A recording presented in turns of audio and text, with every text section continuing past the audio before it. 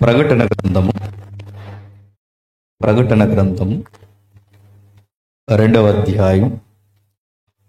ప్రకటన గ్రంథము 2వ అధ్యాయం సుమారు 12వ వచనం నుండి 17వ వచనం వరకు ఎవరైనా తప్పులు లేకుండా చదివాలి ఎవరైనా ఉంటే చదివి సహాయం చేయండి. 12వ వచనం నుండి 17వ వచనం వరకు ఎవరైనా చదువుతారా?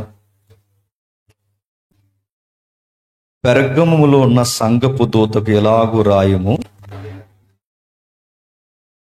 వాడి అయిన రెండంచుల ఖడ్గము గలవాడు ఎలాగూ చెప్పుచున్నాడు, సాతాను సింహాసనమున్న స్థలములో నీవు కాపురమున్నావని నేను ఎరుగుదును.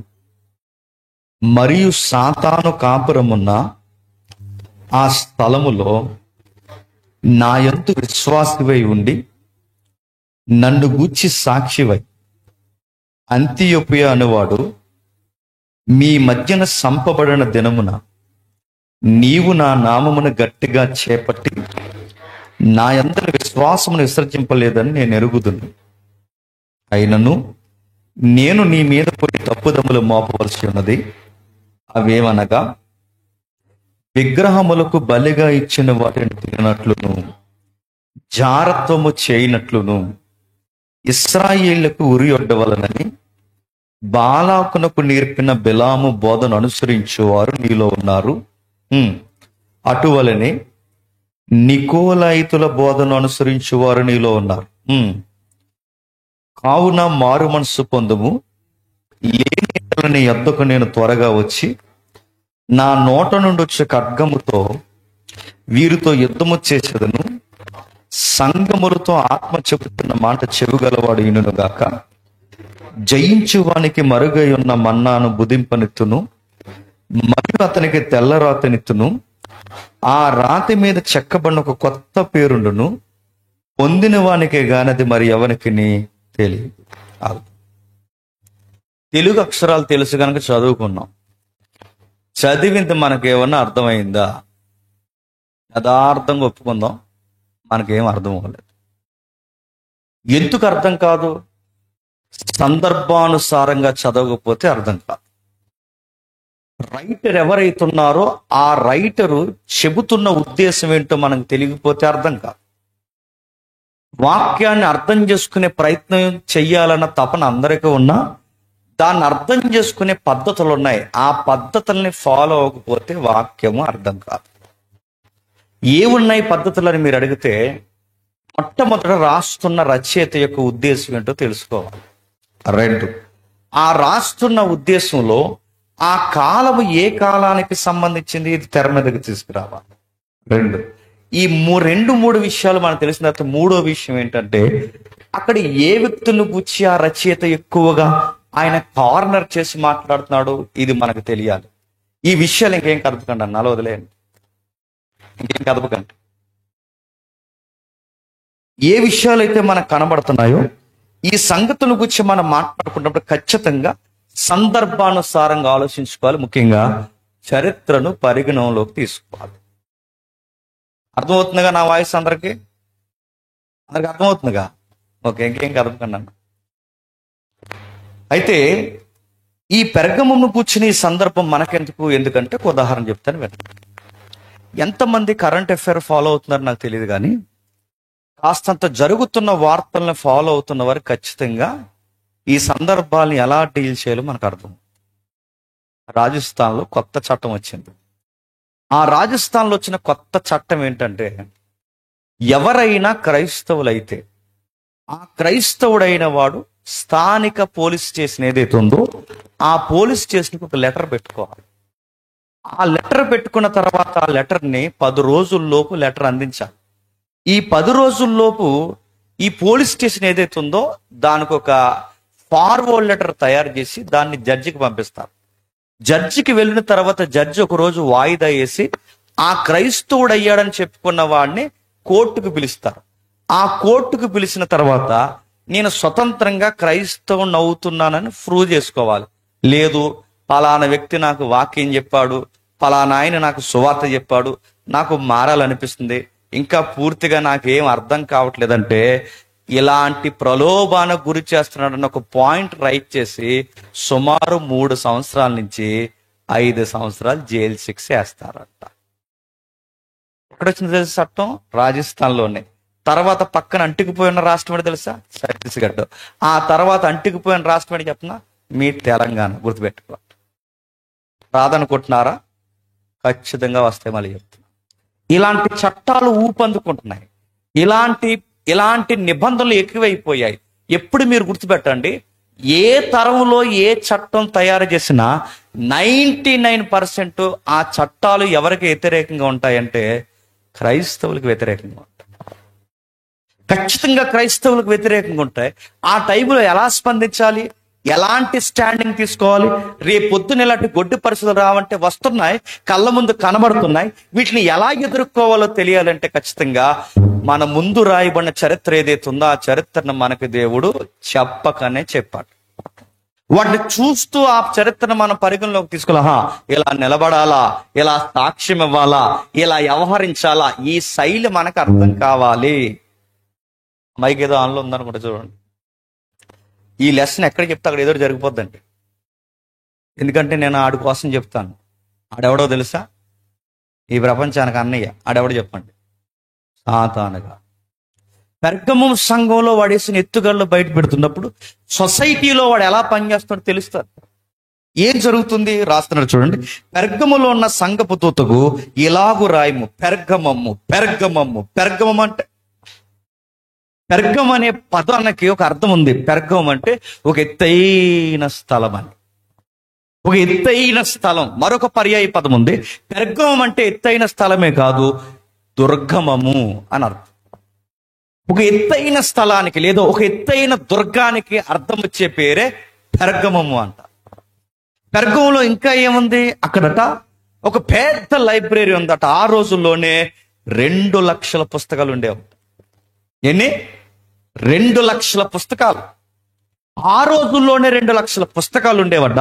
ఒక పెద్ద లైబ్రరీ ఉండేది. అంటే ఆ ఏరియాలో చదువు ఉంది, ఆ ఏరియాలో జ్ఞానం ఉంది, ఆ ఏరియాలో చెప్పుకోదగ్గ విచిత్రమైన కట్టడాలు ఉన్నాయి. టూరిజం కూడా ఎక్కువే. ఏమున్నాయి కట్టడాలంటే 1000 అడుగుల కొండపైన, అంటే 1000 అడుగుల కొండపైన 100 అడుగుల గుడి ఉండేదండి. 1000 అడుగుల కొండపైన 100 అడుగుల గుడి ఉంటే ఆ 100 అడుగుల గుడి లోపల 50 అడుగులు దేవుడు ఉండేవాడు. 1000 అడుగుల గుడి, 1000 అడుగుల ఎత్తు కొండ. ఆ కొండ పైన మీరు గమనించండి 100 అడుగుల గుడి. ఆ గుడి లోపల 50 అడుగుల దేవుడు బొమ్మ. ఆ రోజుల్లో ఆ గుడి బాగా ఫేమస్ అట. ఆ గుడిని ఏమని నమ్ముతారంటే స్వస్థతా గుడి, మరో మాట చెప్పాలంటే స్వస్థతాశాల అని నమ్ముతారు. మీకు ఉదాహరణ చెప్తున్నా, స్వస్థతశాల అనే పదం మంద కాదు, క్రిస్టియానిటీది కాదు. ఆ స్వస్థతశాల అనే పదం ఎక్కువగా ఎక్కడ ఉపయోగించారంటే పెర్గం ఏరియాలో ఉపయోగించారు. ఆ పదాన్ని అక్కడ ఉపయోగించడానికి కారణం ఏంటంటే అక్కడ హీలింగ్ గాడ్ ఉన్నాడు, స్వస్థపరచు దేవుడు ఉన్నాడు. ఆ దేవుడు, ఆ స్వస్థపరచు దేవుడు ఎలా ఉంటాడంటే ఒక పెద్ద ఆకారంలో ఇలా కూర్చుని ఉంటాడు. ఇలా ఎదరగా చేయలు పెట్టుకు ఇలా కూర్చుని ఉంటే ఆయన కుడి చేతిలో ఒక మంత్రించిన కర్ర ఉంటుంది. ఆ మంత్రించిన కర్ర కుడి చేతిలో ఉంటే ఇలాగొక పాము తిరుగుంటుంది. ఈ పాముల మధ్య దేవుడు కూర్చుంటాడు. ఈ పాముల మధ్య దేవుడు కూర్చుంటే ఈ పాముల మధ్య కూర్చుని దేవుడి దగ్గరికి చుట్టూ ఇలాంటి గదులు ఉంటాయి అన్నమాట, పెద్ద పెద్ద గదులు. ఈ గదుల దగ్గరకు రోగులను తీసుకొస్తారు. రోగులను తీసుకొచ్చి ఏం చేస్తారంటే ఆ రోగుల్ని ఆ గదుల లోపల పడేస్తారు. రాత్రులు పగళ్ళు సుమారు కొన్ని దినాలు లోపల వదిలేస్తారు. వాళ్ళ చేతులు కాళ్ళు కట్టి. లోపల ఏముంటాయంటే పాములు ఉంటాయి. ఆ పాములు ఏం చేస్తాయంటే మీద నుంచి పాకుతుంటాయి అనమాట. రాత్రి పగలు ఇలా పాకుతుంటాయి రోగు మీద నుంచి. ఇలా పాకుతుంటే 3వ రోజుకో 4వ రోజుకో అడుగుతారు తగ్గిపోయిందా అని. తగ్గినోడు కూడా ఏమంటాడు చెప్పండి? తగ్గిపోయింది అంటాడు. ఇలా ఇదిగో పులంటే అదిగో తోక, మాకు జరిగింది స్వస్థత అంటే మాకు జరిగింది స్వస్థత అని చెప్పుకోండి పెరిగిపోయింది. పైగా అక్కడ మంచి మోటివేటర్లు ఉంటారట. అంటే అక్కడ ఆ గుడి దగ్గర పనిచేసే యాజకులు ఉంటారు చూసారా, ఆ యాజకులు ఏం చేస్తారంటే మోటివేషన్ చేస్తారు. ఏమని? తగ్గిపోతుంది తగ్గిపోతుంది తగ్గిపోతుంది తగ్గిపోతుంది అంటారు. అందుకే ఈ ఫిలాసఫీలు, ఈ ప్యాగన్ ఫిలాసఫీ ఇప్పటికీ మనకు కనబడుతుంది చూడండి. 100 సార్లు ఒక పలుకు పలికితే జరిగిపోతుంది. ఒకసారి పదే ఒక మాట అనుకుంటే జరిగిపోతుంది. ఆ మాట అనకండి. ఈ మధ్య మన పాస్టర్లు కూడా మొదలెట్టారు కొంతమంది, అరే అలా మాటలు పలకరా, దేవుడు ఆమేన్ అని ఎత్తాడంట. ఎవరైనా పేర్లు అడగండి, పెద్ద పాస్టర్లు చెప్తున్నారు. ఇవన్నీ ప్యాగన్ ప్రాక్టీస్లు మరి చెప్తున్నాను. ఎక్కడి నుంచి వచ్చే ఈ ప్రాక్టీస్లు అంటే పెర్గం ఏరియాలో ఎక్కువ ఉండే. అంటే మోటివేషన్ చేస్తారు, తగ్గిపోతుంది అంటే మైండ్ని ఎప్పుడైతే మనం అలా ప్రిపేర్ చేస్తామో మన బాడీని మైండ్ అలా రెడీ చేస్తాం. ఇంకా బాగా అర్థం కావాలంటే, పెద్దమ్మలు ఉంటారా, పెద్దమ్మలకి ఏదన్నా ప్రాబ్లం వస్తే, అమ్మమ్మలకి ఏదన్నా ప్రాబ్లం వస్తే, మీరు ఇక్కడ ఇంటర్నేషనల్ హాస్పిటల్కి తీసుకొచ్చి మీ నానమ్మకి ఇక్కడికి వైద్యం చేస్తున్నా మీ నానమ్మకు రోగం తగ్గదు. మీ నానమ్మకి ఎక్కడ తగ్గుతుంది చెప్పనా, ఆ ఈదులో ఆర్ఎంపీ ఉంటాడు కదా, ఆ ఆర్ఎంపీ దగ్గర తీసుకెళ్తే ఆవిడ అంటదా సీరియస్గా, రే నాకు ఈ డాక్టర్లు అన్ని పని అవ్వదు కానీ ఆడి దగ్గరికి తీసుకెళ్ళరా అంటారు. ఆడెందుకే నీకు, వీడు పెద్ద డాక్టర్ అమెరికా నుంచి వచ్చాడంటే అవన్నీ అనవసరం, ఆడో బెల్లెత్తితే తగ్గిపోద్ది నాకంట. అంటే అలా మెంటల్గా నిజంగా తగ్గిపోద్ది. ఎందుకంటే ఆవిడ మెంటల్గా ఎలా ప్రిపేర్ అయింది చెప్పండి. ఆవిడ మెంటల్గా అలా ప్రిపేర్ అయింది కనుక ఆమెకి ఆర్ఎంపీ డాక్టర్ వైద్యమే పనిచేస్తుంది. అతనితో ఏది జరిగిన మెంటల్ ప్రిపరేషన్ అంటారు. ఇంకా మీకు బాగా అర్థం కావాలంటే ఉదాహరణ చెబుతాను వినండి. ఇంకా మీకు బాగా అర్థం కావాలంటే మోటివేషన్ చేస్తారు. డాక్టర్ కూడా అంటాడు, మీరు ఏ హాస్పిటల్ తిరిగారు నాకు తెలియదు కానీ మన దగ్గరకు వస్తే పక్కా మీరు ఆరోగ్యంతో ఇంటికి వెళ్తారు, ధైర్యంగా ఉండండి అంటారు. మెడికల్ ఇది పాయింట్ గుర్తుపెట్టుకోండి. రోగి వచ్చినట్టునే పైనుంచి కిందకు చూసి ఒకడు వచ్చావా ఎవరినైనా తీసుకొచ్చావా అన్నాడంటే ఇంకా అయిపోయామే. ఇంకా ఒకడు వచ్చి ఎవరినైనా తీసుకొచ్చి అనకూడదు, అనరు. మెజారిటీ డాక్టర్లు అనరు. ఎందుకంటే ఏం కాదు, ధైర్యంగా ఉండాలి, లేకపోతే చాలా చూసాను ఆ సర్వీస్లో మీకు తగ్గిపోద్దని అనాలి. మైండ్ని అలా ప్రిపేర్ చేయాలి. అలా మైండ్ని ప్రిపేర్ చేస్తారు. ఈ మెథడ్స్ అన్ని మెడికల్ ఫీల్డ్లోకి ఎలా వచ్చాయి చెప్పనా, ఆ పెరగము గుళ్ళో ఉండే దేవుడి యాజకుల దగ్గర నుంచి వచ్చి, ఆ పెరగం గుళ్ళు ఉండే దేవుడి యాజకుల దగ్గర నుంచి వచ్చాయంటే అవును. మీరు బయటికి వెళ్ళి చూడండి, మెడికల్ సీట్ని చూస్తారో, హాస్పిటల్ బొమ్మ చూస్తారో, మీరు ఎక్కడ చూస్తారో, అంబులెన్స్ బొమ్మ చూస్తారు, ఏదో చూస్తారో చూడండి, ఈ దేవుడి బొమ్మే పైన చూపిస్తారు. మీరు చూడండి బయటికి వెళ్ళాలి. పోలీసు నేను పోలీసు అని చెప్పుకోవడానికి గరుడు పక్షి వేస్తాడు ఆడి బండి మీద, కారు మీద. నేను లాయర్ అని చెప్పుకోవడానికి రెబ్బని వేస్తాడు. మీరు చూడండి. మరి నేను డాక్టర్ అని చెప్పడానికి ఏ సింబల్ వేస్తాడు, పెరగమం గుడిలో ఉన్న దేవుడు బొమ్మ వేస్తాడు. మీరు చూసుకోండి. ఏంటి ఆ దేవుడి పేరు అంటే, ఆ సింబల్ పేరు ఏంటి చెప్పిన, ఎస్కలేపిసి. అంటే ఇలా ఒక మంత్రించిన కర్ర ఉంటుంది, ఎలాగో పాము తిరుగుంటుంది చూడండి. అది ఏదో అనుకోకండి, అది పెరగం దేవుడు గుడి బొమ్మ. మీరు గుర్తుపెట్టుకోండి. దానికి ఒక ఫిలాసఫీ ఉంది. ఆ ఫిలాసఫీ ఏంటి మీరు చూడండి. బయటకు వెళ్ళి మీరు ఏ డాక్టర్ని అడుగుతారు, నాకు కూడా డాక్టర్ వచ్చేట ఎక్కడ కూర్చున్నాడు, ఆయన అడగండి చెబుతాడు. లేదు మీ డాక్టర్ని అడగండి, మీ నర్సింగ్ ఫీల్డ్ లో ఉన్న వాళ్ళని అడగండి. ఆ బొమ్మ అదే.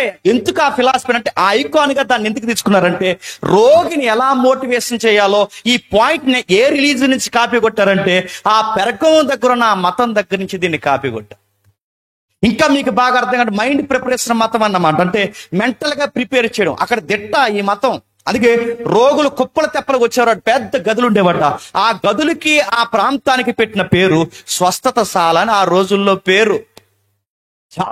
చాలా గొప్పలున్న ఆ పెరగం ఏరియాకి. ఇంకా మీకు ఇంకా అర్థం కావాలంటే ఒక ఉదాహరణ చెప్తాను వినండి. సెకండ్ వరల్డ్ వార్ జరిగింది. రెండవ ప్రపంచ యుద్ధం టైంలో సరిగ్గా AK-47 వచ్చింది. దాని పేరు AK-47. సరిగ్గా టైంలో AK-47 వచ్చినప్పుడు, ఆ AK-47 వచ్చినప్పుడు ఏం జరిగింది, మరణాల సంఖ్య పెరిగిపోయింది. అప్పటి వరకు సాదా మరణాలు జరిగిన, అక్కడి నుంచి మీరు గమనించండి, మరణాల సంఖ్య పెరిగిపోయింది. AK-47తో వచ్చిన గొడవ ఏంటంటే, అన్న మైక్ ప్రాబ్లమా, మైక్ ప్రాబ్లం అనుకుంటా.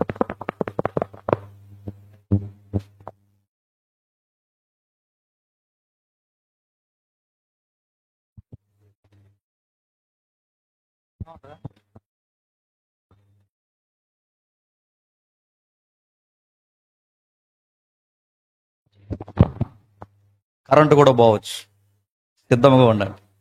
నేను నిజంగా చెప్తున్నాను. ఎందుకంటే వాడు రాజకీయం బయటకు వస్తుంది, మీరు జాతకం వినండి. సరే, ఆ ఏరియాలో పెద్ద లైబ్రరీ ఉంది, చదువుకున్న విద్యార్థులు ఉన్నారు. విద్యావంతులు ఉన్నారు, మేధావులు ఉన్నారు. ఆ ఏరియాలో పెద్ద పెద్ద కట్టడాలు ఉన్నాయి. ఆ గుడికి రెవెన్యూ కూడా ఎక్కువ వస్తుంది, ఖజానా నిండిపోద్ది. ఇంకా మీకు బాగా అర్థం కావాలంటే మైండ్ ప్రిపరేషన్ ఎలా ఉంటుందో ఒక ఉదాహరణ చెప్తానండి. సెకండ్ వరల్డ్ వార్ ఆ టైంలో AK-47 కొత్తగా వచ్చింది. AK-47 కొట్టే తుపాకీ ఇప్పటికీ రాలేదండి. ఫీల్డ్లో దాన్ని ఉపయోగించినంత ఈజీగా దేన్ని ఉపయోగించలేం, అంత కంఫర్ట్గా ఉంటుంది ఆ తుపాకీ.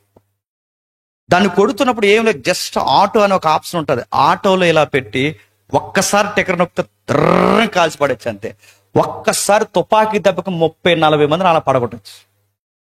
ఆ టైంలో తుపాకీ దెబ్బ కుప్పలు కుప్పలు పడిపోతున్నారు పేషెంట్, రోగులు కుప్పలు కుప్పలుగా పడిపోతున్నప్పుడు ఆ సైనిక బలగాలను తీసుకొచ్చినప్పుడు, యుద్ధం జరుగుతున్నప్పుడు సైనిక బలగాల దగ్గర ఈ మెడికల్ బ్యారక్స్ వేస్తారుగా, మెడికల్ బ్యారక్స్, ఆ క్యాంప్స్ దగ్గరికి రోగులు తీసుకొస్తున్నారు. అలా తీసుకొస్తున్నారు, ఇలా తీసుకొస్తున్నారు, ఇలా తీసుకొస్తున్నారు.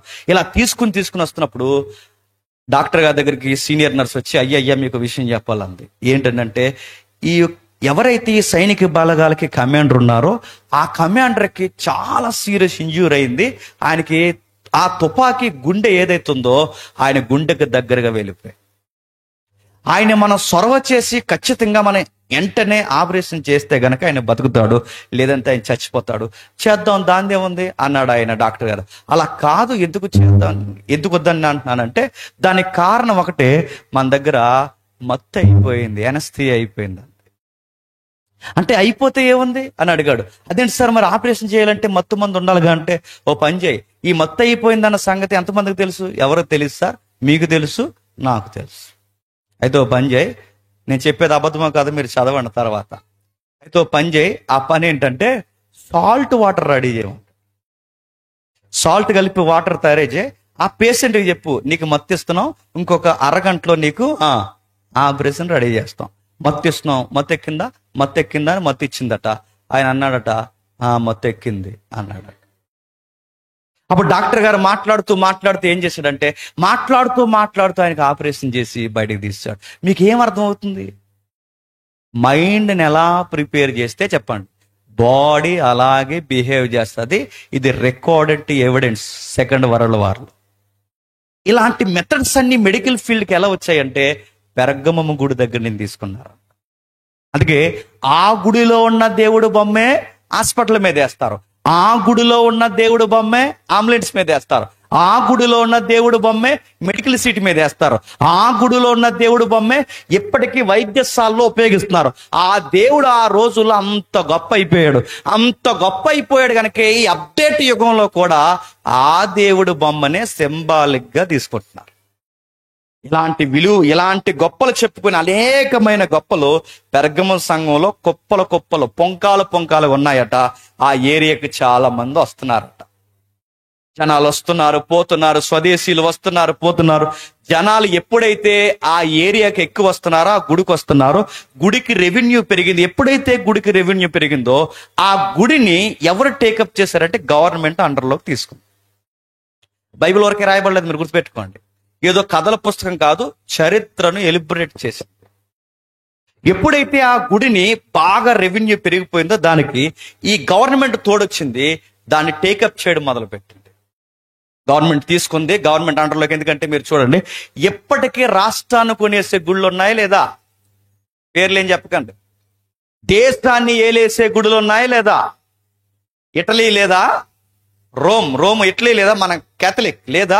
నడుతున్నాను. దేశాన్ని ఏలేసే గుడులు ఉన్నాయి, అన్ని మతాల్లో ఉన్నాయి. ఆ రోజుల్లో కూడా పెర్గం రోమా ప్రభుత్వానికి మంచి ట్రెజరీ హౌస్ గా మారిపోయింది. అంటే అటువైపు ఎఫ్సీలో అర్తిమీదేవి గుడి ఉంటే, ఇటువైపు ఈ పెర్గములో ఎవరైతే ఈ స్వస్థత దేవుడు ఉన్నాడో ఈ దేవుడు గుడి వలన కూడా బాగా లాభాలు వస్తున్నాయి. ప్రభుత్వానికి గుడి బాగా లాభాలు తెచ్చి పెడుతుంది. ఎప్పుడైతే లాభాలు తెచ్చి పెడుతుందో మీరు జాగ్రత్తగా వినండి, ఈ రోమ్ ప్రభుత్వానికి, రోమా ప్రభుత్వానికి రాజధాని ఉండేది. ఏంటి రాజధాని? రోమా ప్రభుత్వ రాజధాని ఏంటి చెప్పండి? ఎంతమంది ఉన్నారు కాంపిటేటివ్ ఫీల్డ్ ఇక్కడ? చేయొద్దండి, ఎత్తరు మీరు. ఇలాగైతే మీకు ఉద్యోగాలు వచ్చినట్టే చెప్తున్నాను. రోమా ప్రభుత్వం క్యాపిటల్ ఏంటి? ఇటలీ. ఏంటి? ఇటలీ. నడుతున్నాను. రోమా ప్రభుత్వం క్యాపిటల్ ఇటలీ. ఆ ఇటలీ బాగా వినండి, ఇటలీకి సరిగ్గా కిలోమీటర్లు కొలిస్తే యెరూషలేము ఎంత దూరం ఉంటుందో అదే కొలిస్తే సేమ్ పెర్గమము కూడా అంతే దూరం ఉంటుందంట. మరలా ఇటలీ రాజధానికి యెరూషలేము ఎంత దూరం ఉంటుందో పెర్గమం కూడా సేమ్ అంతే దూరం ఉంటుంది. ఎందుకంటే ఈ ప్రభుత్వానికి ఆ గుడి ఏది, యెరూషలేములో ఉన్న దేవుడి గుడి ఉందిగా, సొలొమోను కట్టిన మందిరం ఉందిగా, ఆ గుడి ఆ ప్రభుత్వానికి వ్యతిరేకంగా నిలబడితే ఈ గుడి మాత్రం సాతానుగాడు నేను నీకు సపోర్ట్ అన్నట్టు ఈ గుడి వెనకాల మొత్తం కథ నడిపిస్తున్నాడంట. వాడికి కావాలని వ్యతిరేకంగా, అంటే సొలొమోను మందిరాన్ని ఎక్కిరించడానికి, సొలొమోను యొక్క మందిరాన్ని, దేవుడి నివాస స్థలాన్ని ఆ రోజుల్లో ఎక్కిరించడానికి దానికి పూర్తి ఆపోజిట్ గా ఈ గుడిని తెర మీద తీసుకొచ్చాడు.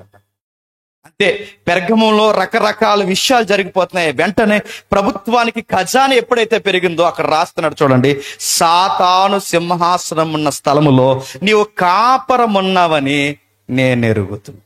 మళ్ళీ ప్రశ్న అడుగుతున్నాను, సాతాను సింహాసనం ఏంటి? లిటరల్ గా సాతానుగాడు కుర్చీ వేసి కూర్చుంటాడా? అడుగుతున్నాను, అసలు సాతానుగాడు కనబడతాడా?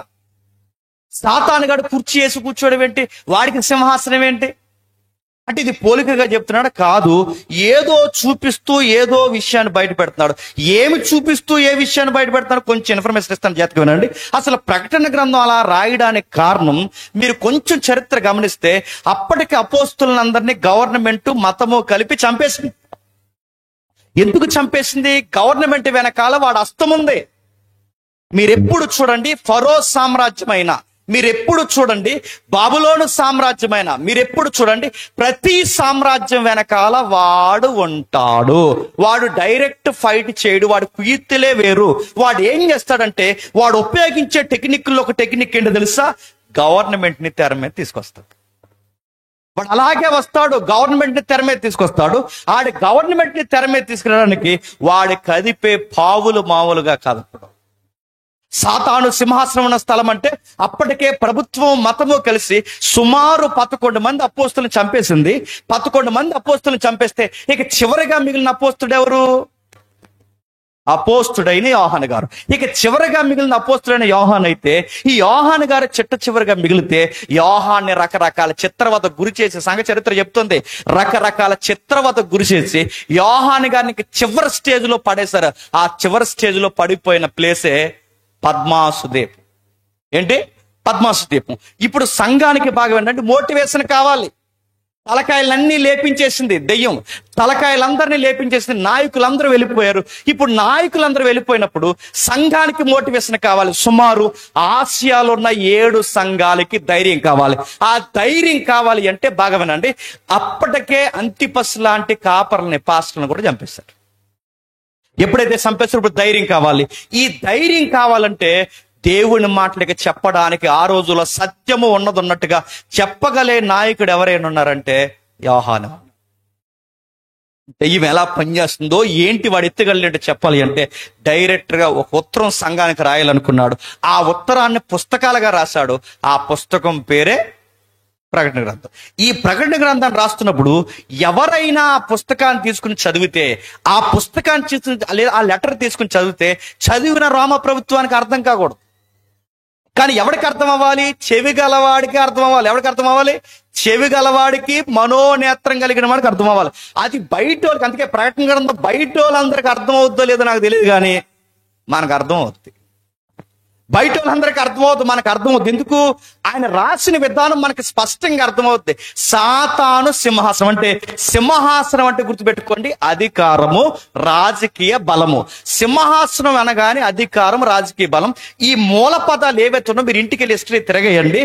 అక్కడ సాతాను సింహాసనం అంటే తెలుసా? టెబేరియస్ ఎవడైతే ఉన్నాడో వాడు తెర మీదకి వచ్చి అన్నాడట, రైట్, మీరు నన్ను దేవుడిగా మొక్కితే సరే, పెర్గములో ఉన్న ప్రతి ప్రజ, రోములో ఉన్న ప్రతి ప్రజ, మా పరిపాలన కింద ఉన్న ప్రతి ఒక్కడు నన్ను దేవుడిగా ఎవడైతే మొక్కడో ఆడి మెడకాయ మీద తలకాయ ఉండదని కొత్త జీవో తెర మీద తీసుకొచ్చాడట.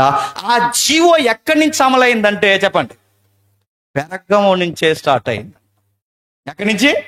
పెర్గము నుంచి. అంటే ఇప్పుడు మీ చదువుతుంటే మనకి ఏమర్థం అవుతుంది అంటే అక్కడ సాతాను సింహాసనం. సాతాను సింహాసనం అంటే అక్కడ సాతాన్ అంటే సాతాను కాదు, అక్కడ సాతాన్ అంటే ఎవడు చెప్పండి? రాజు, చక్రవర్తి ఉన్నాడు అక్కడ. చక్రవర్తి గారు పవర్ మీద కూర్చున్నాడు. వాడు శాసనం చేశాడు ఏమంటే, మీరు నజరుడైన యేసుని నమ్ముతారా, నన్ను నమ్ముతారా? రాజుగా అతనికి జై కొడతారా, నాకు జై కొడతారా? ఈ మతమైనా ఈ మతమైనా ఈ మతమైనా ఏ మతమైనా మీ అందరికీ దేవుడిని చెప్పండి, నేనే అన్నాడట. నేనే దేవుడిని, నన్ను మొక్కుతారా మొక్కరా? మొక్కన ప్రతి ఒక్కరిని చిత్రవదకు గురి చేశాడు. మొక్కన ప్రతి ఒక్కరిని చంపేస్తా అన్నాడు. ఆ దేవాలయంలో వచ్చే ఖజానాకు అడ్డొచ్చినా, అక్కడ ఏమన్నా లాభాలు తగ్గినా, నా సింహాసనానికి ఎవడు జై కొట్టకపోయినా వాడి పేక మీద కత్తి తెస్తానని ఘోరాతి ఘోరమైన చట్టాలు చేస్తే, ఆ చట్టాల ఎవరికి బలైపోయిన పాస్టర్ గారి పేరే అంతిప. గుర్తుపెట్టుకో. సాతాను సింహాసనం అంటే అదేనంటే అదే. సాతాను సింహాసనం అంటే అదేనంటే అదే. మీరు చూడండి, సాతానుగా డైరెక్ట్ గా రాడు, వాడికి ఆబ్జెక్ట్ కావాలి. అవ్వమ్మ దగ్గరికి, ఆదాము దగ్గరికి లేదా అవ్వమ్మ దగ్గరికి వచ్చినప్పుడు ఎలా వచ్చాడు? తెల్లసీర కట్టుకుని వచ్చాడా? ఎలా వచ్చాడు చెప్పండి? సర్పం రూపంలో వచ్చాడు. సంసోను దగ్గరికి వచ్చినప్పుడు ఎలా వచ్చాడు? లీల, అదో లీల చెప్పండి, దెలీలాలా వచ్చాడు. గుర్తుపెట్టుకోండి. మీరు ఎక్కడికక్కడే చూడండి.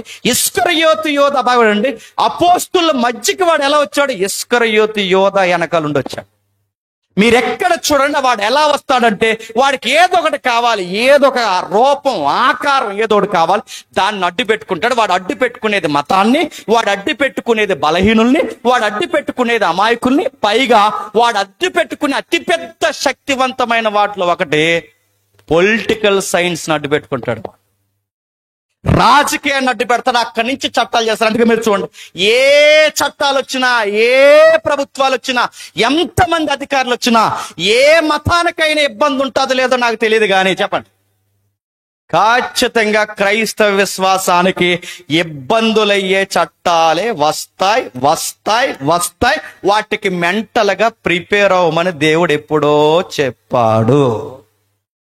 లేదండి మాకు ఆధార్ కార్డు కాదు, పౌరసత్వం సెకండ్ కేటగిరీ కూడా ఇస్తానని రోజులు త్వరలోనే వస్తాయి, రావచ్చు. ఎందుకంటే అప్పటికే స్లోగన్ చెప్తున్నారుగా, మీరు ఏరాగా పండ్రా, మీరు ఫలానా దిక్కునుండ్రా అని అడుగుతున్నారు. అంటే మనకు మరో పాకిస్తాన్ చేస్తారా మనల్ని? అడుగుతాను. ఇలాంటి స్లోగన్స్ ఎందుకు వస్తున్నాయి చెప్పండి? సాతాను గడు కాలు దువ్వుతాడండి. వాడు ఎలా దువ్వుతాడంటే, ఇదిగో ఇలాంటి ప్రభుత్వాలు వెనకాల ఆ రోజు రోమ ప్రభుత్వాన్ని అడ్డు పెట్టుకున్నాడు. సాతాను సింహాసనం ఉన్న స్థలములో నీవు కాపురం ఉన్నావని నేను అడుగుతున్నాను. ఎలా కాపురం ఉన్నాడు? ప్రభుత్వం అక్కడ ఒక ఎజెండా పాతింది, ప్రభుత్వం అక్కడ ఒక పవర్ నియమించింది, ప్రభుత్వం అక్కడ ఒక సింహాసనం వేసింది. ప్రభుత్వం అక్కడి నుంచి స్లోగన్ చెప్తుంది, మొక్కుతారా మొక్కరా, మొక్కుతారా మొక్కరా, మొక్కుతారా మొక్కరంటే అంతిపస్ లాంటి వారు స్ట్రాంగ్ గా నిలబడ్డారు. పాస్టర్ గారు, ఆ పాస్టర్ గారిని చంపేశారు. ఇప్పుడు బాగా వినండి, మొక్కితేనేమో ఆయన చంపేస్తాడు, మొక్కకపోతేనేమో చెప్పండి వీళ్ళు చంపేస్తారు. సాతానుగడి ఇరికింపులు ఎలా ఉంటాయి చెప్పనా? అయితే అటు చెప్పండి, లేకపోతే ఇటు. ఈ రెండు మరణాల్లో విశ్వాసగా ఏ మరణం బెస్ట్ అంటారు చెప్పండి? చావో రేవో నాకిటి మీద చెయ్యేసిన మనం నజరైడైన యేసుని ఎరగమని అతసాక్షులైపోవడమే గొప్ప మరణమని స్టాండింగ్ తీసుకుంటే అంతిపారోజు. మనమైతే ఏమందని చెప్పండి? ఏమంటాం చెప్పనా? సిగ్గులేదు ఈ మధ్యకాలంలో చాలా మందికి. ఏమంటాం చెప్పనా? మనసులో ఉన్నాడండి, పైకి మాత్రం దండం పెట్టండి, ఆ మనసులో ఉంటే సరిపోదండి అన్న. నీలాగే ఏడుసారి ఇశ్రాయేలీ, నీలాగే అన్నారు ఇశ్రాయేల్ అడుగుతున్నాను.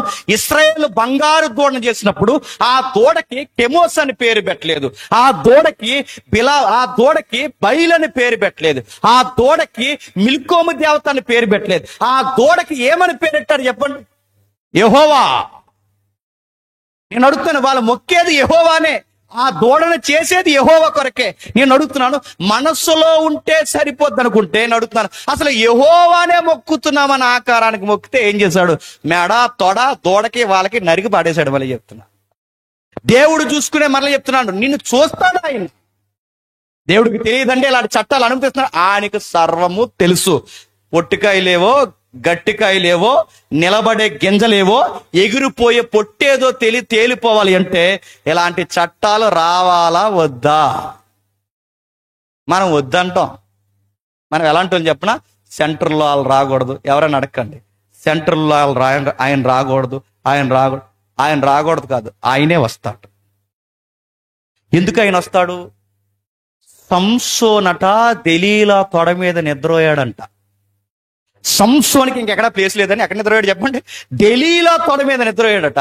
ఇప్పుడు సంఘాలు కూడా ఎలా నిద్రపోయాడు? దెలీలా తొడ మీద. సంఘాలు ఎలా నిద్రపోతున్నాయి? సంసోను ఎలా నిద్రపోయాడో సంఘాలు కూడా అలా నిద్రపోతున్నాయి. ఎంత నిద్రపోయో చెప్పినా పాట కోసం ఏడుస్తారండి, పేరు కోసం ఏడుస్తారండి, ఫోటోల కోసం ఏడుస్తారని అడుగుతున్నాను. పిలవకపోతే ఏడుస్తారండి. ఈ ఎదవేడుపులు సంఘంలో ఎక్కువైపోతే సెంటర్లో ఎవడు రావాలి చెప్పండి? తొక్కి పడేసేవాడు రావాలి, మనల్ని గుద్దు పడేసేవాడు రావాలి, మనల్ని మన పీకల మీద కత్తెట్టరే నీ విశ్వాసం ఏంటని అడిగినప్పుడు అలాంటిది వస్తే గాని క్రైస్తవ్యానికి ఐక్యత రాదు. నీ విశ్వాసం ఏంటి నీకు అర్థం కాదు. ఇశ్రాయేలుకి మత్తు ఎక్కువైపోయినప్పుడు మీరు గమనించండి, ఇశ్రాయేలుకి మత్తు ఎక్కువైపోయినప్పుడు అక్కడి నుంచి బబులోను సామ్రాజ్యాన్ని రేపాడు. ఇశ్రాయేలుకి మత్తు ఎక్కువైపోయినప్పుడు మాదీయ పారసికులు రేపాడు. ఈ రెండు రాజ్యాలకి ముందు అసూరు సామ్రాజ్యాన్ని లేపాడు. ఎప్పుడు మత్తు ఎక్కువైతే అప్పుడు సమాజంలో సంఘాన్ని ప్రక్షాళన చేయడానికి వ్యతిరేకమైన ప్రభుత్వాన్ని రేపుతాడు. కానీ దాని వెనకాల తెంగరోళ్ళ పనిచేసేది ఎవడంటే చెప్పండి? ఆడనుకుంటాడు క్రైస్తవులు తీసేస్తున్నాం అనుకుంటాడు. వాడనుకుంటాడు దేవుడు రాజ్యాన్ని కొలగొడుతున్నాం అనుకుంటాడు. కానీ దేవుడు అనుకుంటాడు నువ్వు ఎంత పరీక్ష పెడతావు పెట్టు, నాకు కావలసిన శాసనం ఎప్పటికీ ఉండక మానదు. అందుకే ప్రకటన గ్రంథం మనం చదువుతున్నప్పుడు పెరగమ సంఘం విషయం మనకు చెబుతున్నాడు. సాతాను సింహాసనం ఉన్న స్థలంలో నీవు కాపురం ఉన్నావని నేను ఎరుగుదును. మరియు సాతాను కాపురం ఉన్న ఆ స్థలములో నాయందు విశ్వాసి అయ్యుండి నన్ను గూర్చి సాక్షి అయిన అంతిపనివాడు మీ మధ్య చంపబడిన దినముల్లో నీవు నా నామమును గట్టిగా చేపట్టిదివి. ఇప్పుడు బాగానండి, ఇప్పుడు నేనే బోధిస్తాను అనుకోండి, ఇలా చెబుతుండగా ఎవడో నా మెడ పకాలమని వేసి వెళ్ళిపోయాక మీరు ఏం చేస్తారు చెప్పండి? వెంటనే నూతన బ్రదరు ఈ పాస్టర్ గారు ఎవరో లేచి మీరేం కంగారు పడకండి, మిగిలిన వర్తమానాన్ని మనం కొనసాగిద్దామంటే మీరేమంటారు? మీరు సాగించండి, మేము వెళ్తున్నాం అంటారా? నడుతుండ ఉంటారా? సాతానుగాడు చేసే పని నేడు చెప్పనా? మళ్ళీ చెప్తున్నాను, మంద కాపర్ని కొడితే గొర్రెలన్నీ ఏమవుతాయి? ఆ టార్గెట్ ఎప్పుడు ఎలా ఉంటుంది గుర్తుపెట్టుకోండి. వాటి టార్గెట్ ఎప్పుడు కాపర్ల మీద ఉంటుంది, తలకాయల మీద ఉంటుంది. తలకాయని తీసేశారో చెప్పండి పరారైపోతాయి గొర్రెలన్నీ. అలాంటి ఎత్తుగళ్ళకి వాడు ఏం ఉపయోగించుకుంటాడు? మతాన్ని ఉపయోగించుకుంటాడు, మాయా ఆకారాలను ఉపయోగించుకుంటాడు, మాయా స్వప్నములు ఉపయోగించుకుంటాడు, మూఢనమ్మకాలు ఉపయోగించుకుంటాడు. ఇంకా వాడు ఏం ఉపయోగించుకుంటాడంటే మీరు చూడండి, రాజకీయాన్ని ఉపయోగించుకుంటాడు. ప్రభు అంటున్నాడు, మీ పాస్టర్ గారు చనిపోయినా కానీ మీరు పారిపోలేదు, మీ పాస్టర్ గారు చనిపోయినా కానీ మీరు బెదిరిపోలేదు. మీ పాస్టర్ గారికి ఏమైనా సంగమా, పెరకమం సంగమా, నువ్వు స్టాండింగ్ తీసుకున్నావు, నాకు నచ్చావు. ఆ రోజు నువ్వు చాలా గట్టిగా నిలబడ్డావు. మీ తల లేకపోయినా మేముంటాం దేవా నీ కొరకు సాక్షిగా అన్నాం. కానీ మీరు గుర్తుపెట్టుకోండి, సత్యం చెప్పే బోధకులు కరువైపోతే సాతానుగాడు తీసుకునే రెండవ స్టాండింగ్ ఏంటో తెలుసా? అసత్య బోధకుల్ని తెర మీదకి తెస్తాడు.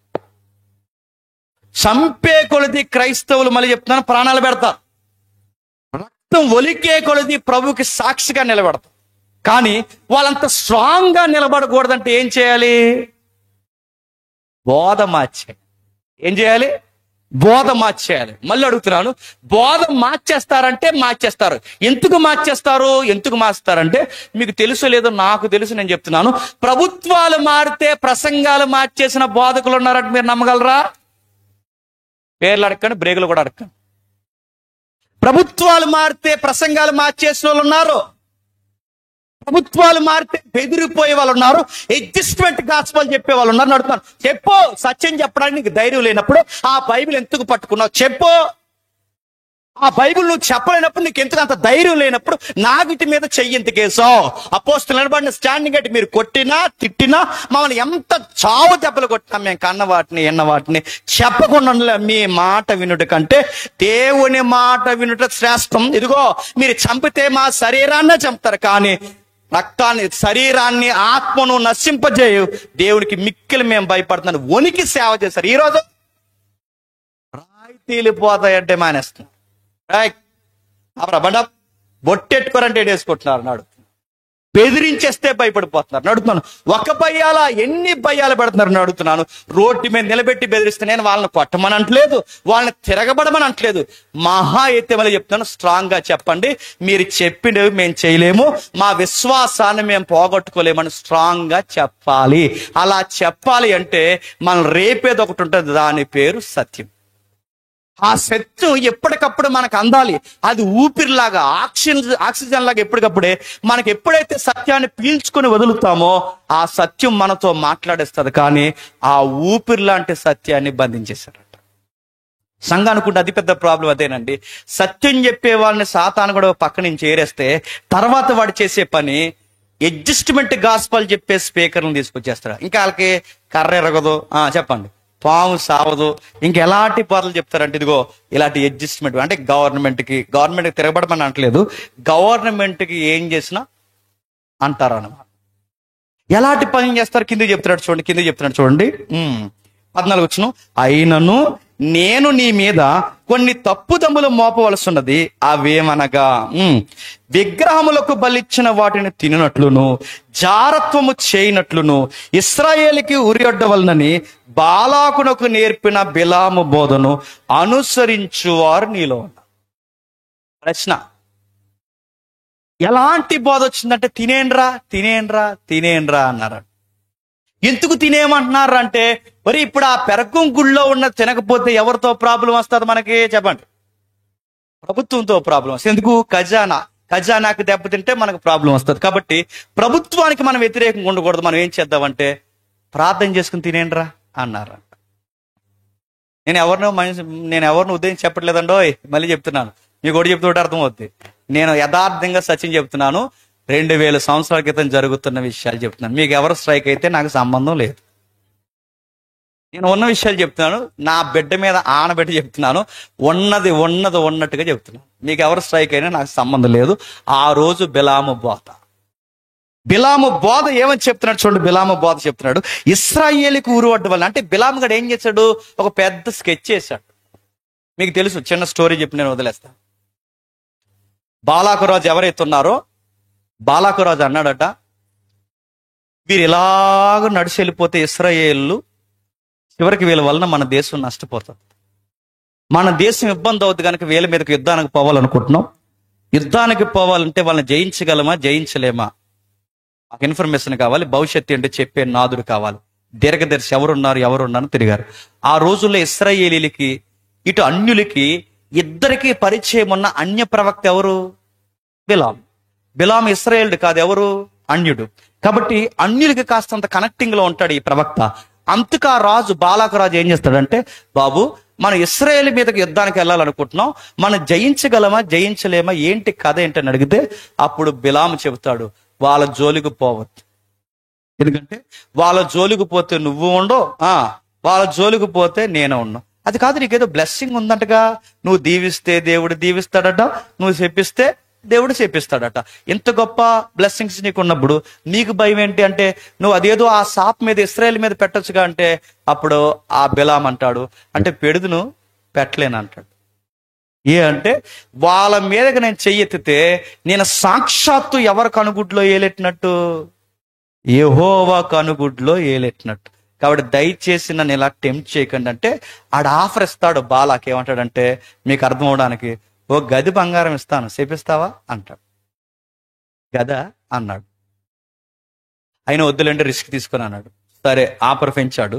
2 గదులు ఇస్తాను, తీసుకుంటావంటే అప్పుడు డైనమోలో పడ్డాడు. ఒక మాట అన్నాడు, ఒక్కసారి యెహోవాకు రిక్వెస్ట్ పెట్టి వస్తాను. వెళ్ళాడు. యెహోవా నా దేవా, నిన్నో విషయం అడగాలి. ఇశ్రాయేలు కాని కార్యములు జరిగించరు గనక వారి మీద ఇదిగో ఇలాంటి కార్యము జరిగించాలని నేను కోరుకుంటున్నాను. బాలాకు ఇలా అడుగుతున్నాడు, ఏమంటావు అంటే, ఏమన్నాడు దేవుడు? వారి జోలికి వెళ్ళొద్దు అన్నాడు. వెళితే ఇంక వెనక్కి రావన్నాడు. ఆగలి కదండి. ఆడు మళ్ళీ ఆఫర్లు పెంచేసాడు. ఎవరు? ఇంకా ఆగడు. ఆఫర్ల మీద పనిచేస్తే అప్పుడు మళ్ళీ 2వసారి వెళ్ళి అడిగాడు, దేవా నన్ను వెళ్ళమంటావా వెళ్ళొద్దంటావా అంటే అప్పుడు దేవుడు అన్నాడు, ఎల్లు అన్నాడు. ఎందుకని ఇంకా రావని గుర్తుపెట్టుకోండి. దేవుడిని కొన్నిసార్లు ప్రేయర్ చేస్తున్నప్పుడు గుర్తుపెట్టుకోండి, ఒకసారి ప్రేయర్ చేయి, వెయిట్ చేయి, ఎదురు చూడు, జరగట్లేదా?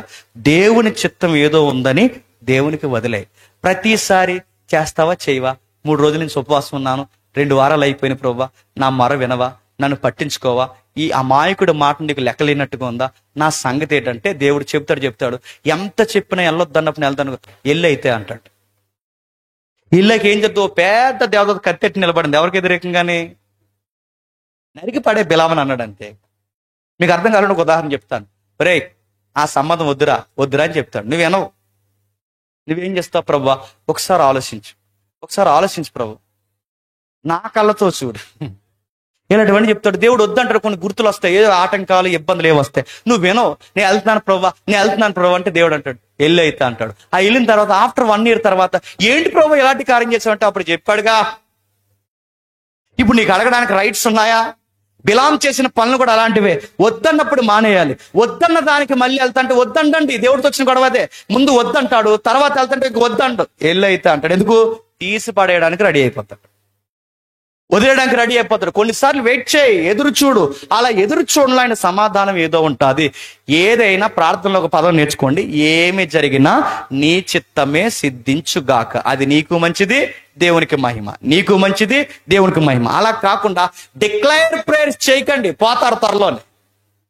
అలాంటి ప్రార్థన చేయకండి. ఇది చేస్తావా చేయబట్టి చేస్తావా చేయ, ఆయన చేయననేమండు ఎల్లు అయితే అంటాడు. మన దరిద్రం ఏంటో మనం చేసుకుని మన నెత్తి మీదకి రావాలని ఆయన కొన్నిసార్లు అనుమతిస్తాడు. బిలామెలా చేశాడు, వెళ్ళాడు, గాడి తిరగబడింది మనకు తెలుసు, ఆ స్టోరీ అంతా మనకు తెలుసు. ఆ తర్వాత ఏం జరిగిందో మనకు తెలుసు. బాబు ఒక విషయం అర్థమైంది, రాత్రి చాలా మాస్ వార్నింగ్ ఇచ్చాడు దేవుడు. అంటే ఏంటంటే ఇంకేమీ లేదు, ఇంకా నువ్వు ఉండు, నేను ఉండు. రాత్రి మహాదేవదూత కత్తెట్టి నిలబడింది, నా వల్ల అవదయ్య అంటే మరి ఎలా, వీళ్ళని తీసేయాలంటే ఎలా అంటే ఒక ఐడియా ఉంది. ఆ ఐడియా ఏంటో కాదు, హనీ ట్రాప్ అన్నాడు. హనీ ట్రాప్ అంటే తేనెస్తారని కాదు, హనీ ట్రాప్ అంటే తేనెలా మాట్లాడి ఒక బ్యాచ్ని దించమన్నాడు.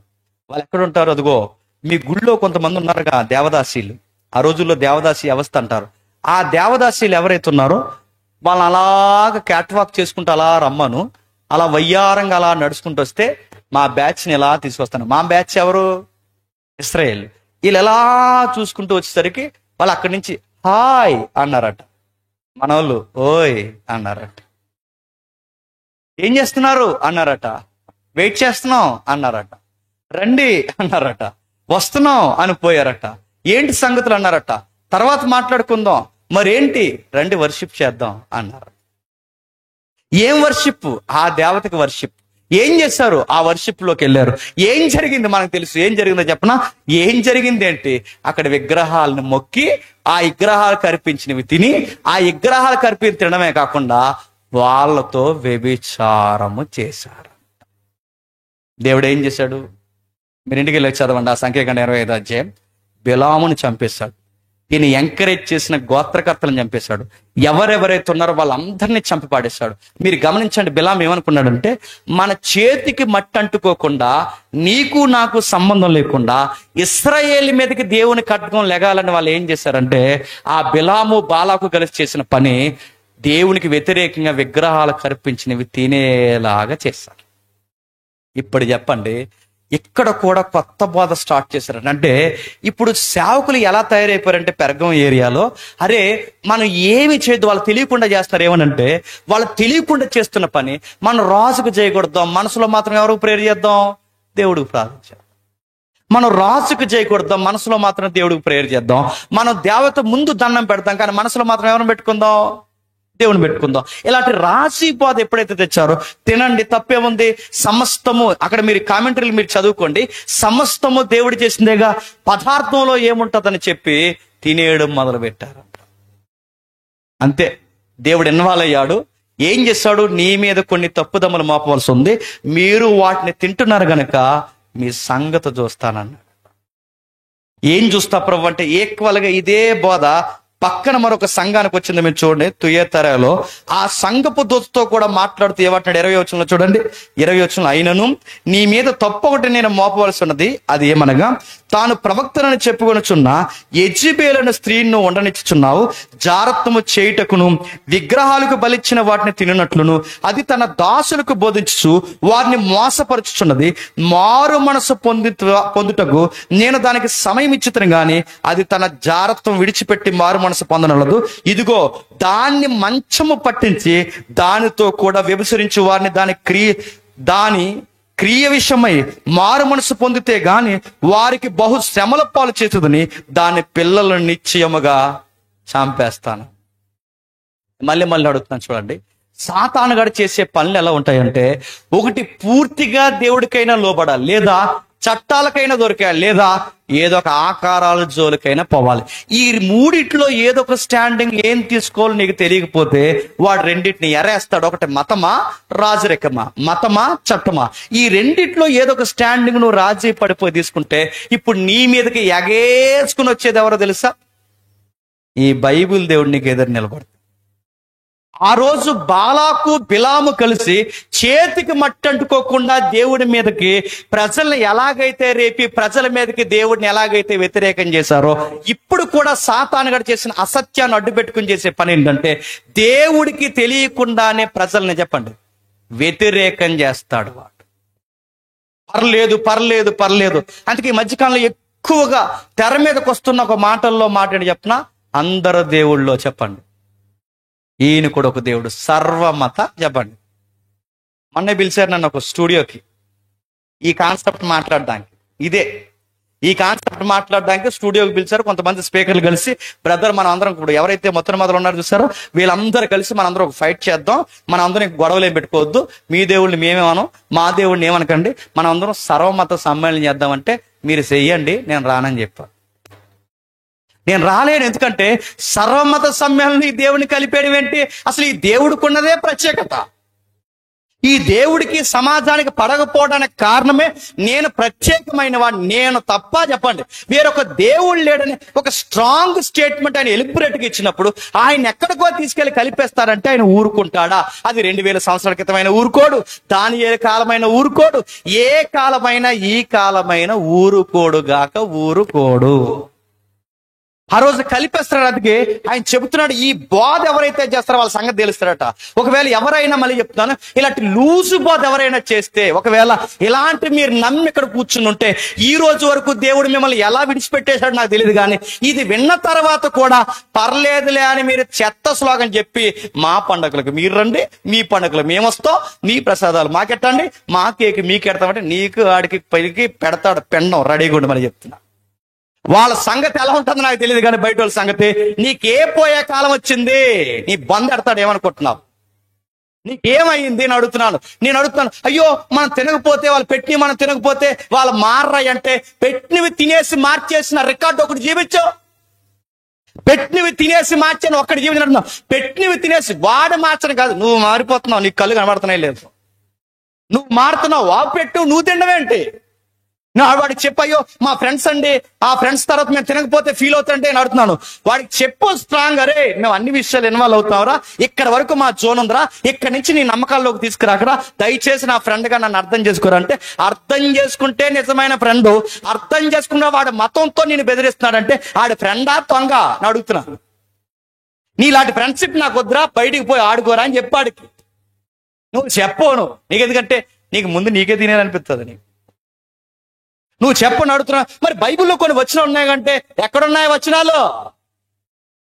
మరి ఆ కొరింథీ పత్రిక 8వ అధ్యాయం, నీ బంధం 8వ అధ్యాయంలో, 8వ అధ్యాయంలో ఏమన్నా తినమనుందా?